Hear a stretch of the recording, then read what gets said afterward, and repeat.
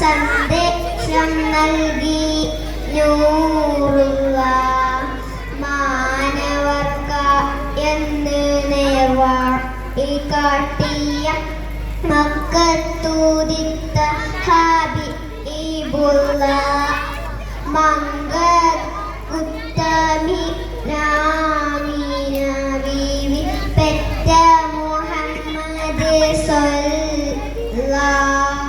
ആകെ പടച്ചോന്റെ ആദ്യമുത്തയ ആദരായ റസൂലുള്ള ആരാധനയ്ക്കർഹനേകനാണ് സന്ദേശം നൽകിയ നൂറുള്ള ഒരു നാൾ നബിയും അബൂബക്കർ സിദ്ദീഖും ഒരുമിച്ചവർ ഗുഹയിൽ പ്രവേശിച്ചു. സിദ്ദീഖ് അക്ബർ മടിത്തല വെച്ച് അന്ത്യപ്രവാചകൻ നിദ്ര പ്രാപിച്ചു. ചന്ദ്രവാചനം കണ്ട് സിദ്ദീഖ് ഒരു പുഞ്ചിരി തൂകും ഉണ്ട്.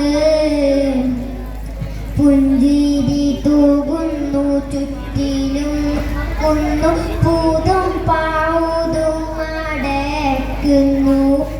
പഴുതും നടയ്ക്കുവാൻ ഈലത്തുണ്ടില്ല പാദവിരൽ കൊണ്ടമർത്തുന്നു.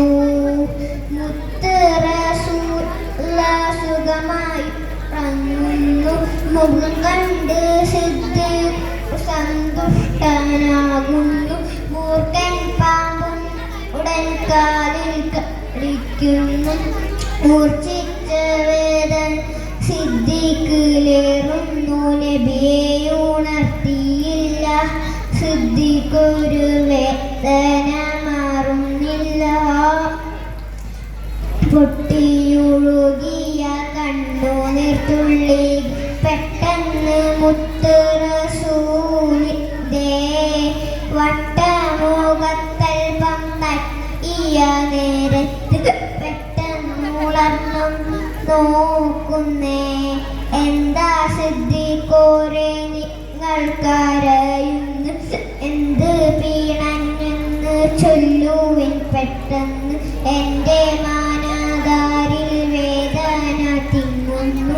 എല്ലാം പറഞ്ഞ അബൂബക്കർ നബിയോട് ഉമനീർ ഉരട്ടി നബി. സിദ്ദീഖ് ഒരു ഉഗ്രവിഷമിറക്കി. ആകെ പടച്ചോന്റെ ആദ്യ